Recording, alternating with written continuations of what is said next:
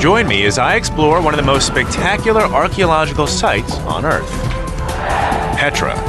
Located in southwestern Jordan, this glorious red rose city was literally carved into the Shara Mountains. Made famous by Indiana Jones in The Last Crusade, Petra was once the Wall Street of ancient Arabia. Over 2,000 years ago, its streets flowed with treasures of gold and silver. Just how did this majestic city become the center of wealth and power in the Arabian desert? To find out, right there, I used ground-penetrating radar to probe the site, examine Petra's only surviving manuscript, and gain rare access to go underneath Petra's most famous monument. We're digging for the truth. God, you can feel that in your shoulder. And we're going to extremes to do it. That's kind of spooky.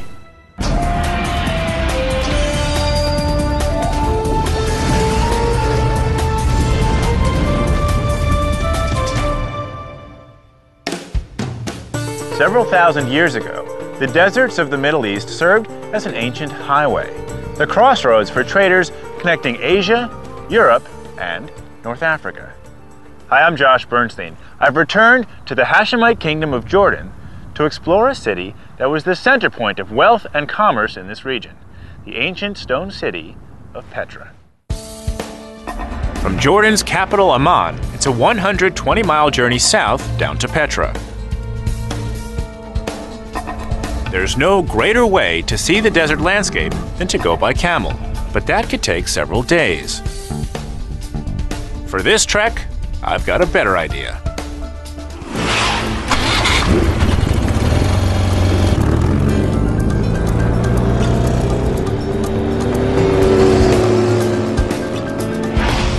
Built over 2,000 years ago, the ancient city of Petra lies hidden within 20 square miles of Jordan's Shara Mountains.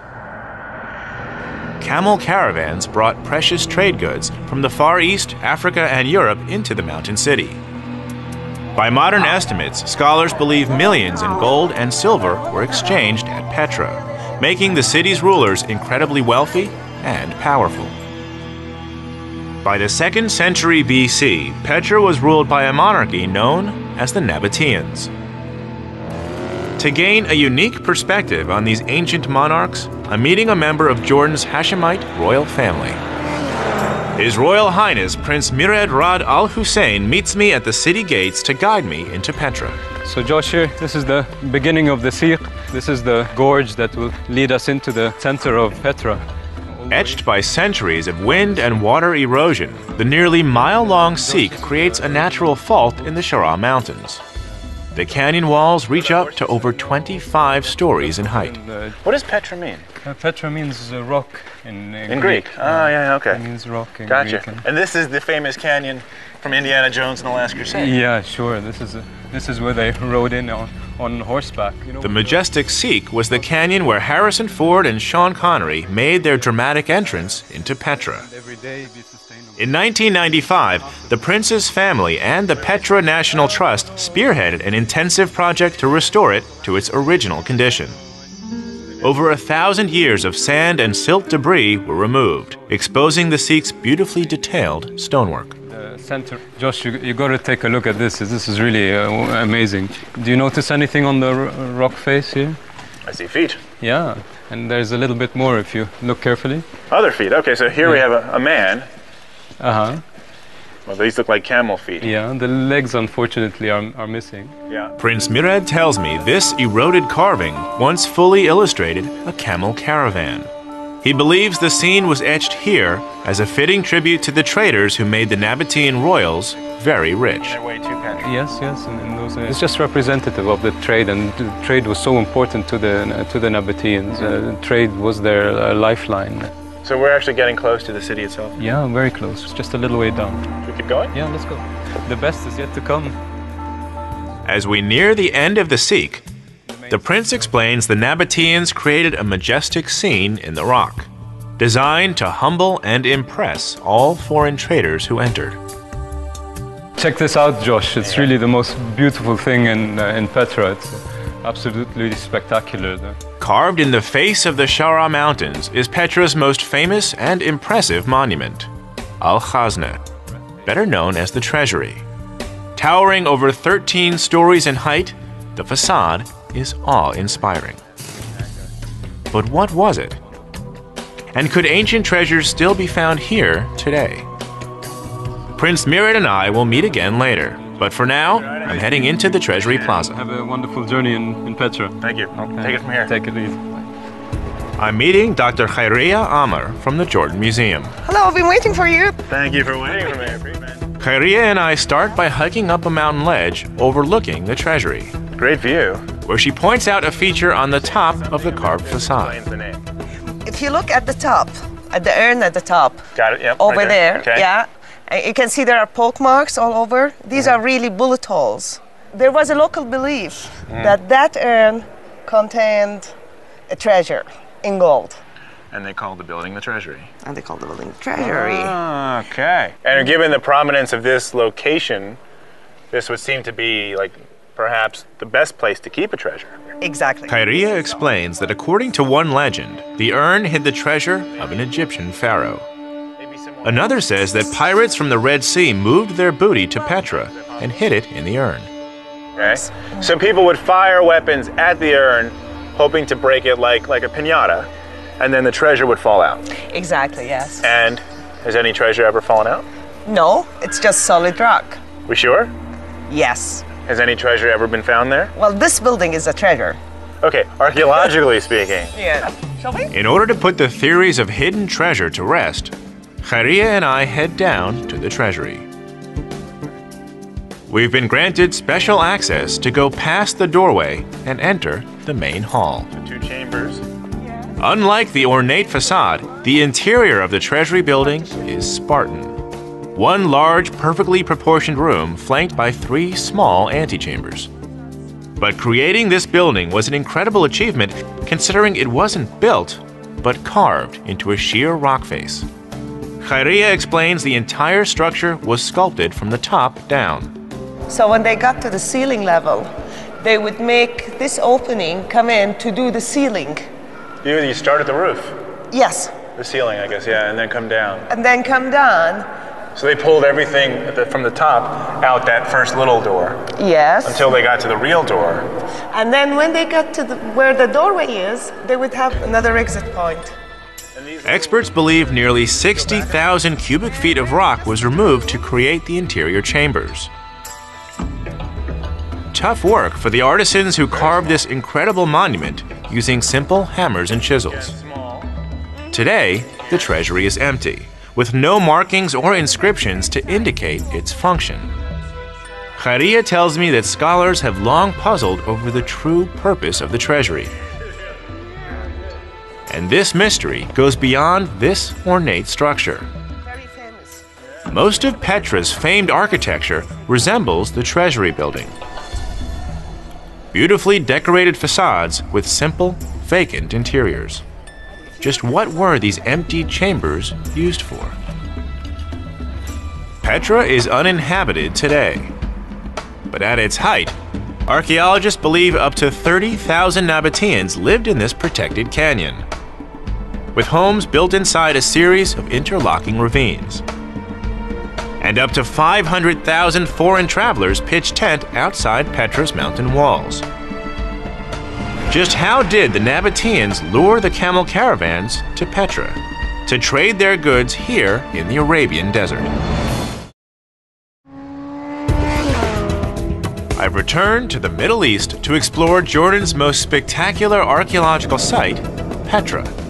Having entered Petra's Sikh and seen the famous treasury, I'm astonished by the sheer size, natural beauty, and complexity of this immense Nabatean city. Archaeologists estimate that up to 30,000 Nabatean citizens lived within the protective canyons of the Shara Mountains, while as many as 500,000 desert traders took shelter outside Petra's walls. Just how could a population that large be sustained here in the Arabian desert? The landscape here at Petra is classified as arid desert. Rainfall here averages about 6 inches per year. If this region held as many as 500,000 people, providing enough drinking water would have been a major priority. Local Petra archaeologist Dr. Saad Twaisi takes me along a mountain ridge to show me how the Nabateans were able to collect rainwater by carving a series of connecting channels into Petra's sandstone walls. Water would come down here. These channels would act like stone gutters, draining the water along the face of the mountain through canyons, feeding into ground-level reservoirs called cisterns. Empty in the... So they would carve, this is where the rock was. Yeah, it was solid. They carved it like this in order to allow water to go there. To create these channels. Yep. And they would carve channels like this throughout the canyons here. All over the area. Saad explains the channels were coated with a thin layer of stucco to keep the water clean and the channels protected from erosion. Sadly, most of these carved gutters have since crumbled from neglect. This is one of the Nabatean cisterns. Saad and I decide to get a closer look at one of the few cisterns still fed by rainwater today. Hello! Unfortunately, the eroding sandstone walls have fouled the water, making it undrinkable. You said I could possibly go down in there? Yes, you can. I have already... In order to calculate the amount of water this cistern would have held, I decide to climb inside the chamber and measure its depth. Alright, going in. Yep. They're all... Saad's brought along some climbing gear so I can descend into the cistern. Since I don't have a tree or a pole to tie onto, I need to create an anchor point in the ground. First, we arrange the stakes in a pentagon shape to distribute stress on the anchor equally. After measuring the rope's length to the cistern, we hammer the stakes into the ground. Who needs trees? And I test the strength of my ground support. With harness and anchor in place, I'm now ready to head down into the cistern. Looks like some murky water. Here we go. Be careful, good luck. Thank you. As I descend into the mountain reservoir, I can instantly feel how precious rainwater would have been protected from the heat of the sun. The air is both cooler and more humid. I can feel the humidity already. Yeah, it's because this cistern is designed to prevent evaporation. Saad hands me a measuring stick to check the depth of the cistern. Today, most Nabatean-built cisterns are shallow or empty because the water channels feeding the reservoirs have either fractured or eroded. The precious rainwater simply soaks into the sand. That's pretty deep. After checking the depth, our best guess is that the interior of this cistern may be about 15 feet high and about 12 feet wide. So normally we would expect it would have been up to here, right? So I can see the water line going around there. Yeah. Over 2,000 years ago, this chamber would have been brimming with water after a heavy rainfall. And is this a typical size cistern? Is this big or small? This is medium size. Medium size, yeah? The total capacity of this cistern is about 50,000 liters. 50,000 liters, okay. That's nearly 13,000 gallons. Saad tells me that archaeologists have discovered nearly 200 cisterns in and around Petra. Estimates put their total capacity at around 11 million gallons of water, enough to sustain 100,000 people annually. Do you think that these holes up here were designed for like a bucket system? Yeah, actually they used to pull the water out through using ropes and water skin. Saad explains that in ancient times, Petra's residents and traders would use ropes tied to sheepskin sacks to draw rainwater up from the cisterns. Large cisterns would have a wood pulley system fixed to the interior to more efficiently haul water up from the chamber.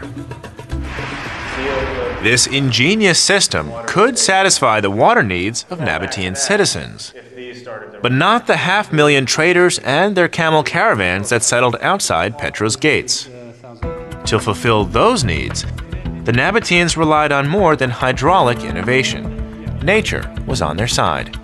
Together, Saad and I travel about 2 miles from Petra to the neighboring village of Wadi Musa. The village's name literally means Valley of Moses.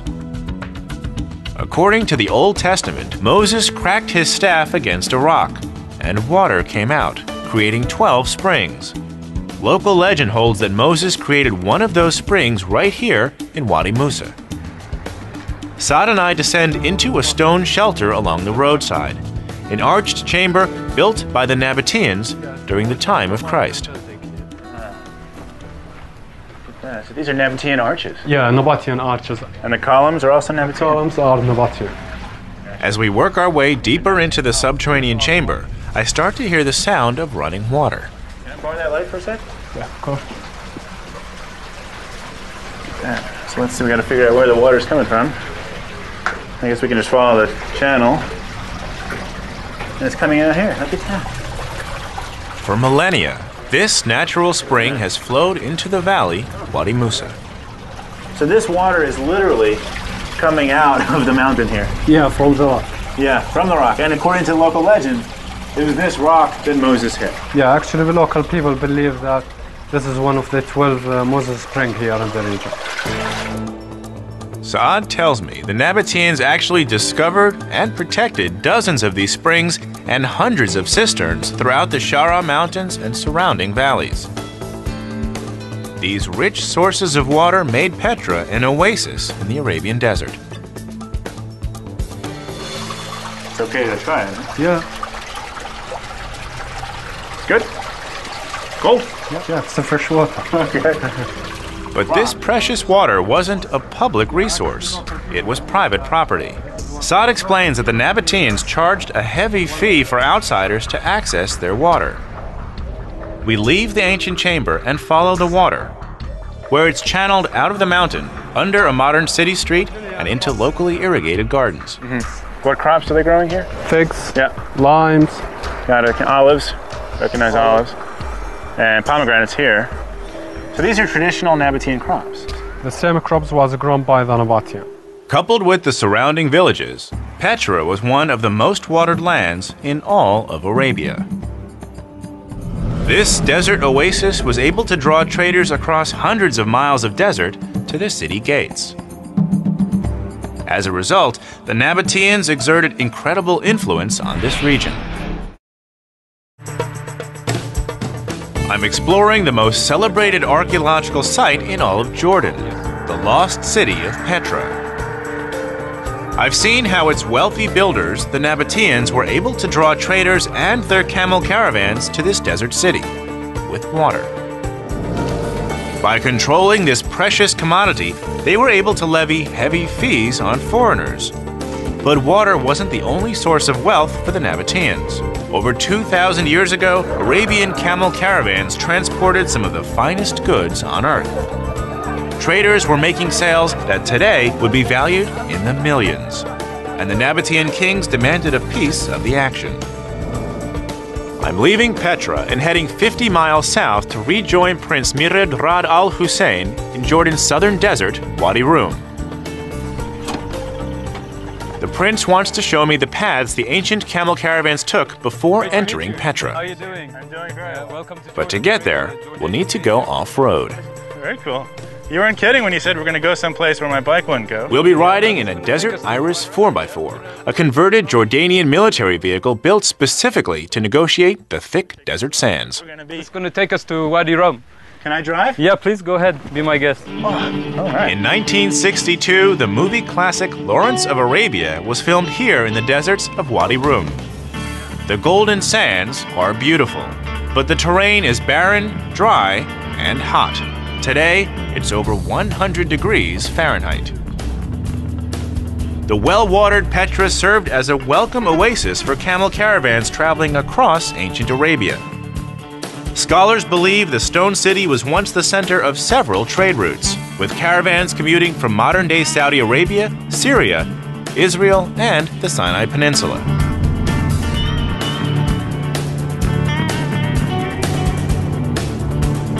Good spot to see it. Looks like they're coming right at us. This is how it was in ancient times. This scene, right, hasn't changed much in thousands of years. Yeah, sure. This was the the trading route to Petra. So I understand this is a modern caravan of camels. But Yeah. if we were here back in the day when the Nabateans and other traders were coming through, what would be in those bags? It was mostly frankincense and myrrh, incense. Incense. Incense was really the big thing in those days. Also maybe spices. Incense was a key ritual ingredient in ancient times, used in most religious ceremonies. Westerners, like the Greeks and Romans, sought these spices brought in from Asia and the Sinai Peninsula. At Petra, the spice trade was brisk, and the Nabateans capitalized on it. Along with the fees imposed on the traders for water, the Nabatean kings taxed every sail.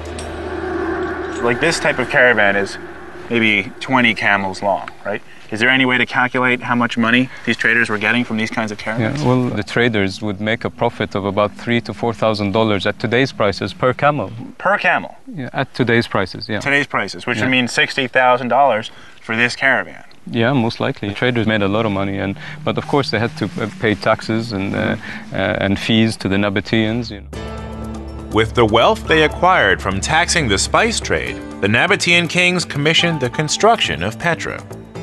I rejoined Dr. Khairia Amar along the Street of Facades, a series of mountain chambers that dot the walls of Petra leading to the city center.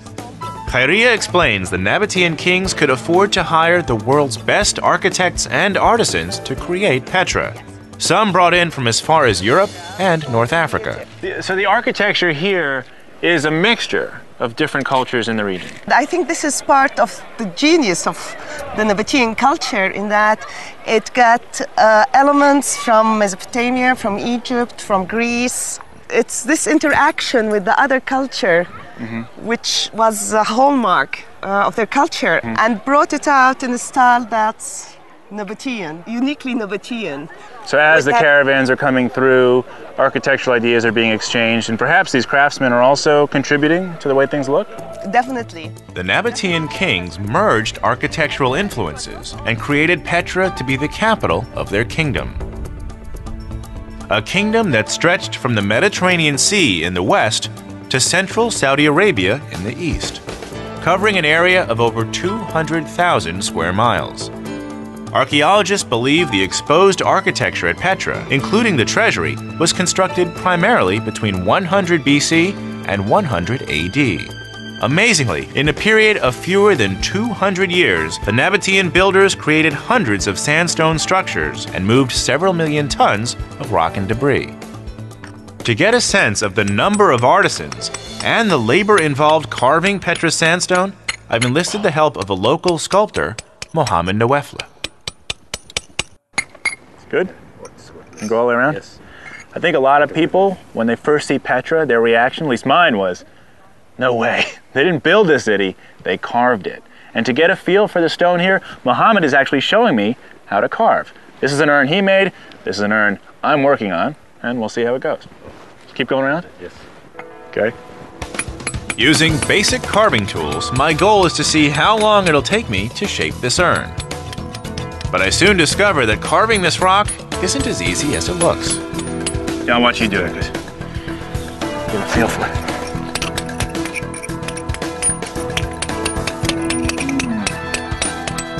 Okay. My turn. Okay. More. This local sandstone is softer than most rock, but it's still tough to chisel. It's gonna take a while. It's not that easy. I give it my best shot for over 30 minutes. God, you can feel that in your shoulder. The larger urn on the treasury would have been a lot more challenging. Slow and steady, slow and steady. Little by little, I shape the rock, and with each stroke, my respect grows for the carvers who created Petra. I haven't finished yet, but I made good progress. And that's with modern tools. The Nabateans would have used one of these. This was actually found here at Petra. But hitting the rock is pretty much the same. And this is for a small version of the urn, not the giant one that sits on top of some of these buildings. So my insight into Nabatean artistry, man, this is hard work. To create a city of this size, they would have needed hundreds, if not thousands of people doing what's very precise and hard labor. The Nabatean kings were so wealthy, they were able to hire hundreds of artisans to create their majestic masterpiece of stone, the Wall Street of ancient Arabia. Even today, evidence of Petra's ancient riches can still be found just beneath the desert sands. How do we know that the Nabateans were wealthy? Well, first, there's the spectacular city of Petra itself. And we have these. Nabatean coins which turn up in the sand after every rainstorm. Even after 2,000 years, their streets are lined with their money. I'm exploring Petra, the red rose city built by the Nabatean kings over 2,000 years ago. Driving through Jordan's southern deserts, I've seen the ancient spice trade routes that camel caravans took to reach Petra. Trade that made the Nabatean rulers rich and powerful. And I've chiseled the same sandstone ancient sculptors once carved from Petra's rock walls. The stone city sprawls over 20 square miles of the Shara Mountains, posing a huge challenge for local archaeologists. Where do you start your search for Petra's lost treasures? According to most archaeologists, only a small portion of Petra has been excavated, which means the majority of the city still holds hidden treasures. Well, thanks to the assistance of Digging for the Truth and some modern technology, you and I are about to get our first look at some unexcavated terrain. I'm meeting Dr. Bilal Khrisat from the Hashemite University of Jordan. Bilal is operating ground-penetrating radar, a survey device created to peer beneath the surface. It maps subterranean anomalies electronically. At our request, Bilal has conferred with local archaeologists to determine a potential dig site, thought to be an ancient Petra marketplace. But before any excavation can begin, he must first survey the ground using GPR. Right. How does it work? We have antenna which send pulses of electromagnetic waves in the ground. Some of these pulses are reflected and some are penetrated. They get lost actually. This is the radar unit right here. Yeah, this is the antenna of the radar. So it's sending a pulse into the ground. Yes, and then receiving this creates the image. Yeah, this machine which is in top, it collects from the antenna whatever is reflected and it shows it in a different waves. Whenever we have change in the material below the ground, then we can mark that change as an evidence below the ground. And you just push it. Yeah, once you push it, Slowly. it's very easy to use. You can try it actually. It's okay? Yeah. Are we collecting data? Bilal allows me to operate the GPR and instructs me to watch for any peaks on the radar screen. They'll indicate a solid formation underground. Normal speed. What if I hit a rock? Within seconds of pushing the device, I see something on the screen. Right there. Right? Right there was one. Bilal tells me the strength of the peak indicates something substantial underground. We mark the location both electronically and physically with a red flag. What do you think that could be? A tomb? No, Treasure? it could be a small wall. Small wall's nice. Yeah. Josh's wall. We're calling that Josh's wall. Not small wall, just Josh's Josh wall. wall. Okay, let's find the other side of the wall. We continue moving forward and again find another formation underground, not even 2 feet below the surface. Right there. Yeah. Great. It's red. Big peak. Oh, nice Big discovery. peak. It's like not even half a meter down. Sure. Can we dig? No, you Come can't. on. it's like this far below the surface, and it's a strong red line. And you know what? Don't you want to dig? No, I don't right now. Bilal reminds me that the GPR serves as a mapping device and was created to be a non-invasive tool. However, the readings we're collecting today will be made available to archaeologists conducting future excavations at the site. Josh's tomb. In 2003, this same high-tech tool was used to survey the plaza in front of the treasury. What the GPR found can only be described as the greatest archaeological discovery ever made at Petra.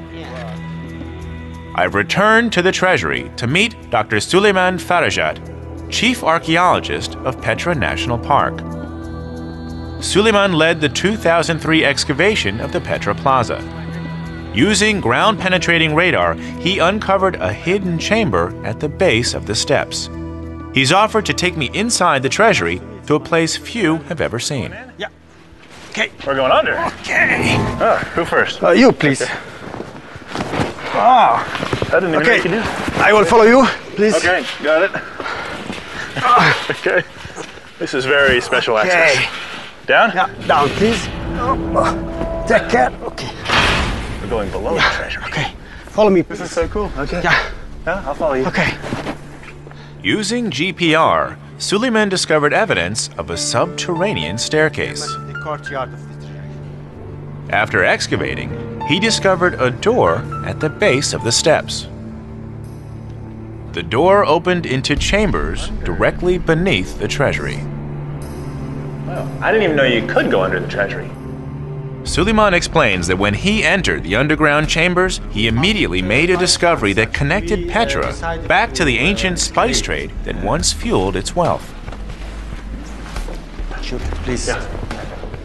As we work our way through the cavernous rooms, Suleiman takes me to a collection of artifacts. Yeah. Oh, pottery. Pottery, yes. This Nabatean pottery dates to around the time of Christ. This bowl was reconstructed from sherds and has a residue of incense burned onto its smooth surface, a charred remnant of ancient frankincense. Can I hold it? Yes, please. Along with bowls are figurines of Aphrodite, a camel, and oil lamps that once illuminated what Suleiman believes was a ceremonial chamber. We enter an adjoining room. It was here the mystery surrounding the treasury's true purpose was finally solved. Did you find anything in here? Yes, we found actually, for example, here we found a skull and a skeleton for a person. People were buried here. Yes. Suleiman and his team excavated remains of not one, but 13 skeletons underneath the treasury. After analyzing the bones and pottery, he believes that the skeletons are the remains of a royal Nabatean family. Yes. And back there. Suleiman says it was King Aretas IV who ruled Petra between 9 BC and 40 AD who buried members of his immediate family here. These subterranean chambers serve as a royal crypt. What does all of this tell us then about the treasury? The treasury was a mausoleum. Mausoleum. Mausoleum, yes. Suleiman explains the treasury was created to serve as a ceremonial chamber for the Nabateans, a ritual center to honor a king and his family. Now, having found additional evidence of burials and offerings throughout Petra, archaeologists can confirm these beautifully carved monuments were actually graves. The higher your position in Nabatean society, the grander the mausoleum you could have built in your honor. It's fascinating because today most people associate Petra, well, most people associate it with Hollywood, right? But for the people who come here and they see the beauty in the facades and the intricate carvings, we're not thinking that these are mausoleums for the dead, right? No, it is for the dead. But they are. Yeah. We're walking through a graveyard. It's a beautiful graveyard. But these are testaments to the kings of the past. Yes. And the royal families of the past. Yes. That's kind of spooky. The recent discovery of these tombs finally puts the mystery surrounding the treasury's true purpose to rest. The building was constructed to honor a Nabatean king, not to hide the gold of an Egyptian pharaoh. Nabatean kings like Aretas IV ruled Petra in great peace and splendor up through the 1st century AD. But soon, warring rivals who longed to control the rich city would advance to Petra's gates. I've come to Jordan in search of the lost treasures of Petra, a city first built by the Nabateans over 2,000 years ago. I've carved the local sandstone to understand how the city of Petra was created, climbed inside cisterns to determine how the Nabateans thrived in the Arabian desert, and even ventured beneath the treasury building to see how they buried their royal dead. What I've learned is that these desert traders were among the most affluent people ever to emerge in the Middle East. The Nabateans thrived in the Shira Mountains for several centuries. Growing wealthy from the spice trade they controlled here at Petra. Their kings and queens used their immense riches to have the best of everything, in life and in death. The Nabatean kings ruled Petra for nearly 3 centuries. They were able to maintain their seat of wealth and power up through the 1st century AD by bribing and allying with the rival Assyrians, Egyptians, and later, the Romans. Ultimately, their alliance with the Roman Empire would cost them control over the city. To find out why, I'm meeting Chris Tuttle, Assistant Director for the American Center of Oriental Research. Chris explains that the emperors of Rome had long coveted the Red Rose City. The Romans conquered the Nabatean kingdom during the 1st century, and the Emperor Trajan made Petra Rome's Arabian capital in 106 AD. One structure that best illustrates the Roman dominance at Petra is the Great Temple, once the largest freestanding building on site. Chris takes me to a section of the temple to see a collection of Roman and Nabatean artifacts. The capitals we were just looking at. The space we're in is called a cryptoporticus. It's a large gallery beneath the colonnade. Most of this material comes from the main temple building itself. Chris shows me a collection of decorative Roman cornices that once adorned the temple columns. You know what that is? It's a pine cone? Pine cone. He tells me these sculpted symbols reflected vegetation from both Rome and Petra. So we have acanthus, we have vines, we have pine cones. Pomegranates and poppy seeds. Right. Stacked next to Chris, I notice a curious pile of stone balls. These are a type of weapon. Yes. They're called ballista balls. Would you throw them? Well, they would have been lobbed using a catapult-like piece of war machinery called a ballistae. Ah, okay. And we think they were stockpiled in anticipation of a possible conflict. Chris explains that the ballista balls were actually found buried beneath the floors of the temple. They were created by the Nabateans during the 1st century AD, the time of transition with the Romans. While these projectiles were clearly made for defense, they were never used. Chris says that the physical evidence of warfare at Petra is both scant and ambiguous. Most archaeologists believe the Nabatean rulers negotiated a peaceful settlement with the Roman Empire. This would protect their citizens and preserve their trade routes. What happens to the Nabateans? Well, what we're really talking about is a changing government. The people who lived their lives here, ran their shops and carried out their trade, did their farming, they stayed the same as far as we can tell. Chris believes the Nabateans were allowed to continue their trade, but under Roman control.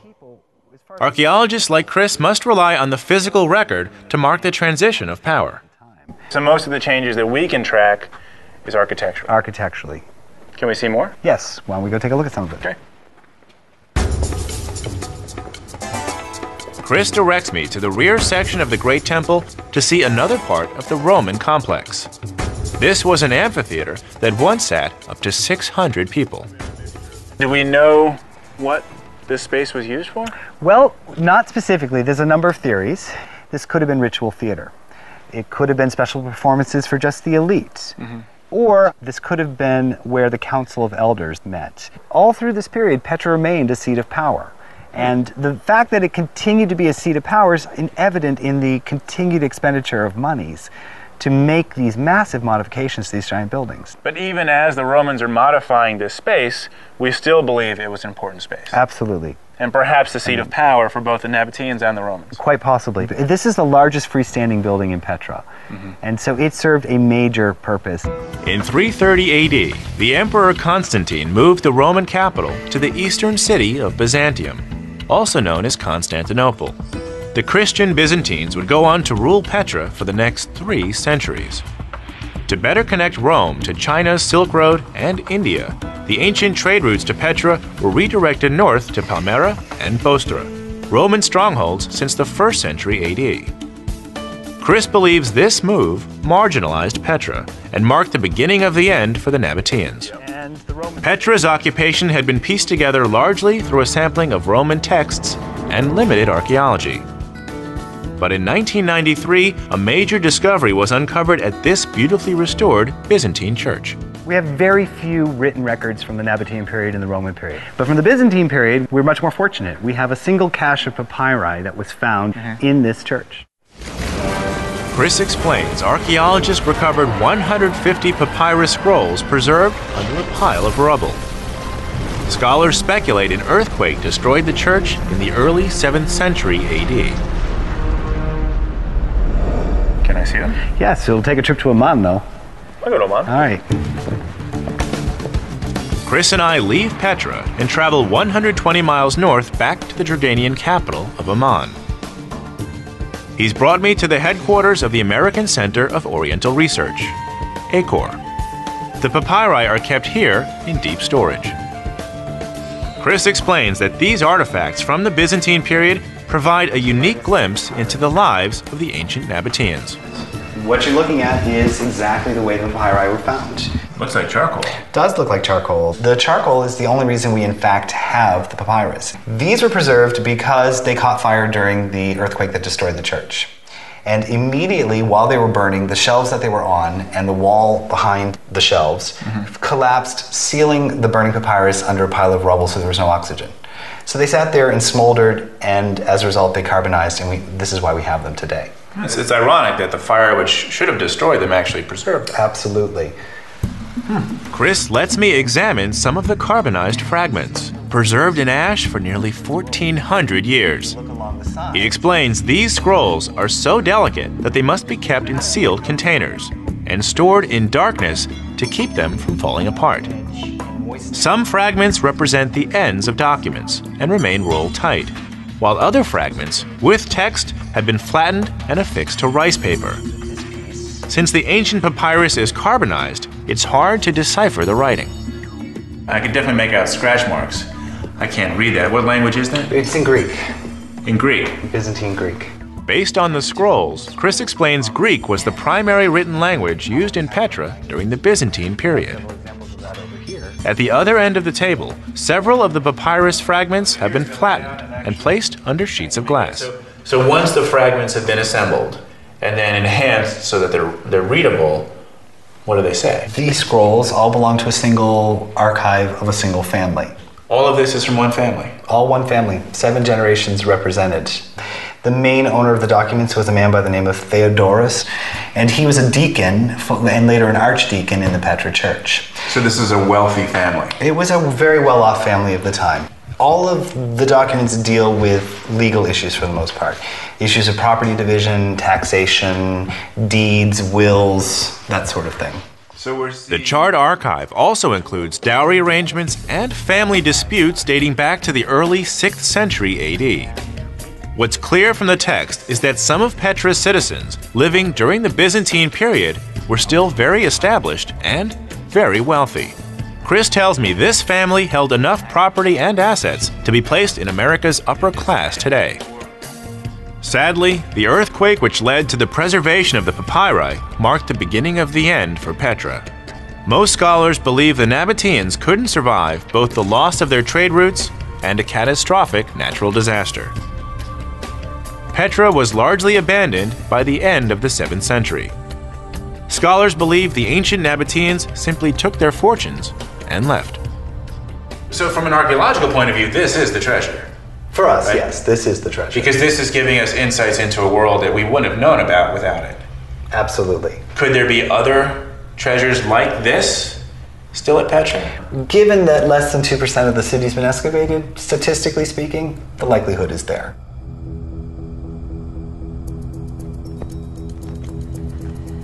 Built by the Nabateans over 2,000 years ago, Petra still stands as a great symbol of lost opulence and power. Today, great stone facades and elaborate tombs commemorate the kings and queens who once ruled this region. These Arabian traders harnessed their natural resources and created an oasis for camel caravans looking to make their fortunes in the desert. With the help of modern science, we may one day rediscover hidden riches here at Petra. But for now, this beautiful stone city continues to guard its secret treasures.